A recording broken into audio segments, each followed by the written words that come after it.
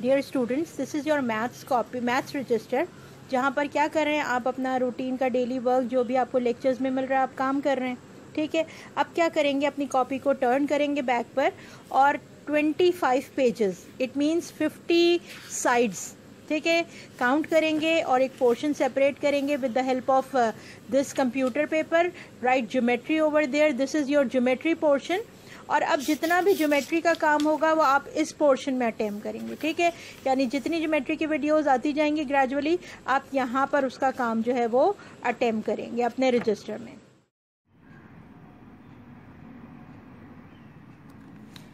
अस्सलाम वालेकुम स्टूडेंट्स, देखें आपके पास this is chapter number 11 fundamental concepts of geometry. और इस चैप्टर में हम क्या करेंगे, हम कुछ डेफिनेशन और पोस्टुलेट्स जो हैं वो रीड करेंगे, वो देखेंगे, समझेंगे। अच्छा, पूरे चैप्टर के जो डिजिटल नोट्स हैं वो आपको डिस्क्रिप्शन बॉक्स में उनका लिंक मिल जाएगा और आप क्या करेंगे, उस लिंक को क्या करेंगे, डाउनलोड करेंगे और जो नोट्स हैं वो अपनी कॉपी में करेंगे, ज्योमेट्री पोर्शन में जो है उसको अटेम्प्ट करेंगे। ठीक है, चलें अब देखते हैं कि हमारे पास जो है वो क्या क्या चीज़ें इंक्लूडेड हैं इस चैप्टर में। ठीक है, देखें क्या है। सबसे पहले fundamental agreements. What is fundamental agreements? With the help of undefined terms, certain concepts which are accepted without any definition. यानी कुछ ऐसे बुनियादी कॉन्सेप्ट्स हैं जो जिनकी कोई डेफिनेशन नहीं है but they are universally proved and they are called fundamental agreements. ठीक है, अब वो कौन कौन से हैं? There are two types of fundamental agreements, they are axioms and postulates. ठीक है, यानी एक्सियम और पोस्टुलेट में हमने क्या किया हुआ है, इन फंडामेंटल कॉन्सेप्ट्स को जो आपके पास हैं उनको डिवाइड किया हुआ है। अब देखें एक्सियम्स क्या होते हैं। Axioms are the fundamental agreements which are related to numbers. ठीक है, यानी ऐसे नंबर सिस्टम की ऐसी कुछ बुनियादी बातें हैं जो यूनिवर्सली प्रूव्ड हैं। ठीक है, यानी उनको किसी डेफिनेशन की ज़रूरत नहीं है, वो एक्सियम्स कहलाते हैं। For example, every number is equal to itself. ठीक है, पोस्टुलेट्स क्या होते हैं? What are postulates? Postulates are the fundamental agreements which are related to geometrical figures, यानी ऐसे फंडामेंटल एग्रीमेंट्स जो ज्योमेट्रिकल फिगर्स से रिलेट करें वो क्या कहलाते हैं? वो पोस्टुलेट्स कहलाते हैं। ठीक है, चलें आप देखें आगे एग्जाम्पल क्या है। One and only one line passes through two distinct points। ठीक है, यानी दो पॉइंट्स के दरमियान में सिर्फ एक ही लाइन पास हो सकती है and this is the postulate. Move further, आगे देखेंगे। पॉइंट्स, ठीक है, points, line, plane, space are assumed as they don't have any definition। ठीक है, ये क्या चीज़ है, ये बस यूनिवर्सली दे आर प्रूव्ड। ठीक है, they don't have any definition. Point क्या चीज़ है? Point is denoted by capital letter और ग्राफिकली बाय डॉट। यानी आप देखें पॉइंट को कैसे हम कर रहे हैं, शो कर रहे हैं दिस ए और बी किसी कैपिटल लेटर से, या फिर इनको लोकेट करें, this is point 1, this is point 2। Lines क्या चीज़ है? What are lines? Lines are denoted by small alphabets। ठीक है, इनकी भी कोई डेफिनेशन नहीं होती है, बस collection of points are called line. अब this line is shown by small c और ये B3 से हमने इसको शो किया है। ठीक है, चलें देखें आगे। आगे क्या है हमारे पास? Coincident point. ठीक है, what are the coincident point?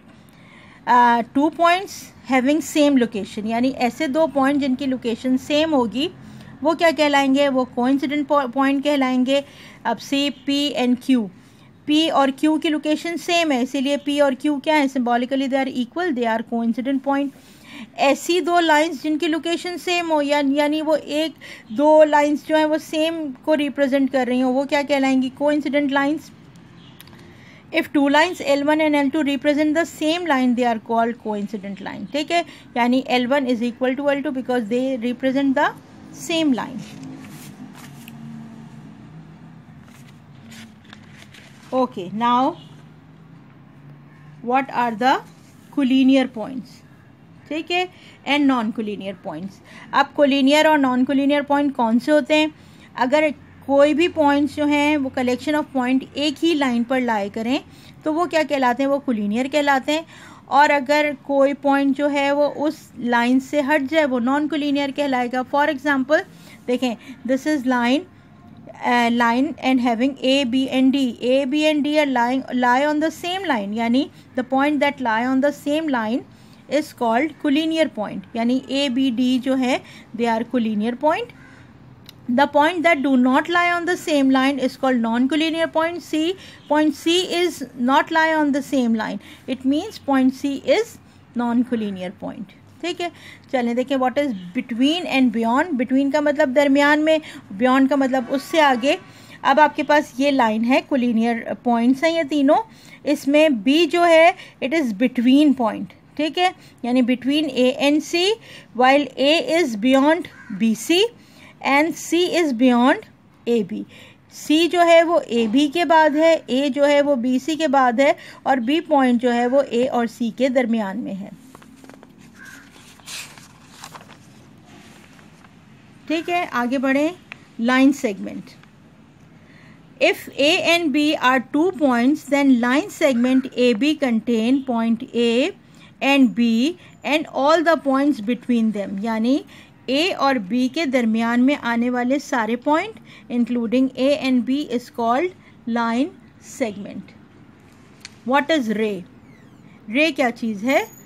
A ray is the line which start from a point known as end point, यानी किसी भी एक पॉइंट से स्टार्ट हो रही है और आगे तक स्टेंड होती चली जाए, वो क्या कहलाएगी? वो कहलाएगी रे। अब यहाँ पर देखें, ए और बी के दरमियान में आने वाले सारे पॉइंट्स एंड बियॉन्ड बी, ये सारे पॉइंट्स क्या कहलाएंगे? The collection of this point is called ray. A जो है, A is end point, A वहाँ पर एंड पॉइंट है, और ए बी के बाद आने वाले सारे पॉइंट जो हैं वो क्या कहलाएंगे? वो कहलाएंगे आपके पास पॉइंट्स इंक्लूडिंग इन रे, यानी A B. Arrow head indicate the direction of the ray. What is half line? अब हाफ लाइन क्या होती है? एक्चुअली ये भी रे है, लेकिन जो एंड पॉइंट है this is not included in half line, ठीक है, यानी हाफ लाइन इज द रे which does not include and point. अब ये आपके पास रे बनी हुई है, रे का जो एंड पॉइंट है ए, दिस इज नॉट इंक्लूडेड, इससे पहले के जितने पॉइंट्स हैं ये हाफ लाइन कहलाएंगे। अब कॉन्वेक्स सेट क्या होता है? If a set of points such that given any 2 points A be in a set, the line joining them lies entirely within the set, यानी किसी भी सेट में 2 पॉइंट और उनके दरमियान के सारे पॉइंट क्या कहलाएंगे? वो कॉन्वेक्स सेट कहलाएगा, ठीक है। Opposite rays, what are the opposite rays? अब देखें ऑपोजिट रेज क्या कहलाएंगी? ऐसी 2 रेज जो जिनका एंड पॉइंट जो है वो कॉमन हो, ठीक है, यानी 2 रेज जो हैं उनकी डायरेक्शन ऑपोजिट होनी चाहिए, लेकिन उनका एंड पॉइंट जो है वो सेम होगा, तो वो क्या कहलाएंगी? वो ऑपोजिट रेज कहलाएंगी। 2 rays A B and A C are said to be opposite if they are collinear, यानी वो एक ही लाइन पर लाई कर रही हैं। They have common end point, their intersection is common end point. अब यहाँ देखें, फिगर से देखेंगे, ये ए बी और ए सी, ठीक है, these are the 2 rays having common end point A and they are collinear, so they are called opposite rays, ठीक है। अब देखें एंगल क्या होता है? एंगल में फ़र्क ये है कि 2 रेज हैं जिनका कॉमन एंड पॉइंट है but they are non collinear, ठीक है, यानी एक ही लाइन पर लाई नहीं कर रही हैं। An angle is the union of 2 non collinear rays having a common end point, okay. अब देखें, the ray forming angle is called arm. यहाँ पर आपके पास जो ये 2 रेज हैं जो नॉन कोलिनियर है, ये आर्म ऑफ एंगल कहलाएंगे, और वो कॉमन एंड पॉइंट जो है वो क्या कहलाएगा? वो कहलाएगा vertex of the angle, okay. चलें देखिए आगे, interior and exterior of an angle, ठीक है। एंगल के सेंटर में यानी एंगल के दरमियान में 2 ऑपोजिट रेज जो नॉन कोलिनियर रेज के दरमियान में आने वाला सारा स्पेस जो है वो इंटीरियर ऑफ एन एंगल कहलाता है, और उससे बाहर का जो है वो एक्सटीरियर कहलाता है। अब देखें डेफिनेशन क्या है? The interior of an angle is the space which lie inside the arms of an angle and the remaining space is exterior. अब फिगर से देखेंगे, ये देखें, ये दो नॉन कोलिनियर रेज हैं, this is the angle. Angle के अंदर आने वाला जो जितना भी स्पेस है वो इंटीरियर ऑफ एन एंगल कहला रहा है, और उसके बाहर का जितना भी स्पेस है वो क्या है, this is exterior of an angle. Okay, now what is adjacent angle. ठीक है, एडजेसेंट एंगल क्या होता है कि अगर आपके पास दो एंगल्स जो हैं उनका एक आर्म कॉमन है, ठीक है, तो वो एडजेसेंट एंगल्स कहलाएंगे। Two angle are adjacent, they have common vertex, they have one arm common, intersection of their interior is null set. See देखें, फिगर से देखेंगे, एंगल है AOB is one angle, BOC is another angle. अब दोनों angle का common arm क्या है, B, तो वो क्या है, वो इन दोनों का कॉमन है। दोनों का वर्टेक्स क्या है, AOB का वर्टेक्स है O, BOC का वर्टेक्स है O, और इन दोनों एंगल का वर्टेक्स भी कॉमन है। So they are called adjacent angle, बराबर बराबर के एंगल्स हैं। ठीक है, अब adjacent angle bisector of an angle कब कहलाते हैं। ठीक है, अगर आपके पास एडजेसेंट एंगल हैं, ये देखें ये एडजेसेंट एंगल है, ठीक है, अगर इनका मेजरमेंट सेम होगा तो ये जो आपके पास कॉमन आर्म है ये बाइसेक्टर कहलाएगा। ठीक है, देखें इन दोनों एडजेसेंट एंगल का मेजरमेंट अगर सिमिलर हो जाएगा, दोनों का सेम होगा, तो ये कॉमन आर्म क्या कहलाएगा, ये बाइसेक्टर ऑफ एन एंगल कहलाएगा।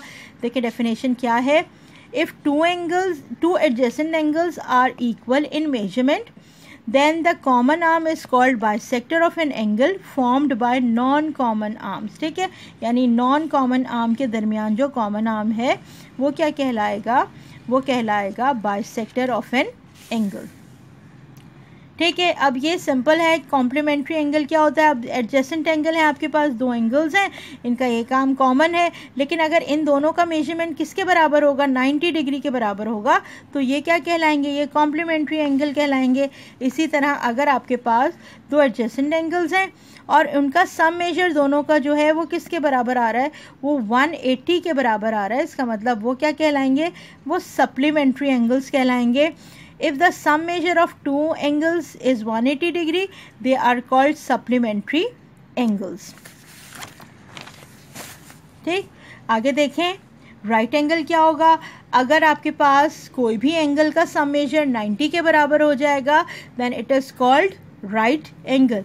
ठीक है, अब ये देखें आपके पास ये दो रेज़ हैं, इन दो रेज़ के दरमियान जितना भी आपके पास सम मेजर है, जितना भी आपके पास एंगल आ रहा है, उसका मेजरमेंट 90 डिग्री के बराबर है, और 90 डिग्री को हम इस सिंबल से शो करते हैं। ठीक है, अच्छा अब देखें, अगर एक एंगल जो है उसका सम मेजर 90 के बराबर है, तो जो उसकी दोनों लाइंस होंगी या रेज़ होंगी, ठीक है, वो क्या कहलाएंगी, they are perpendicular to each other, वो एक दूसरे के परपेंडिकुलर हो जाएंगी, and this sign shows the perpendicularity. ठीक है, सिंबॉलिकली परपेंडिकुलर को इससे शो करते हैं। ओके, आगे देखते हैं, an angle with measure less than 90 degree. ठीक है, ऐसा एंगल जिसकी मेजरमेंट 90 डिग्री से कम हो वो कहलाता है एक्यूट एंगल।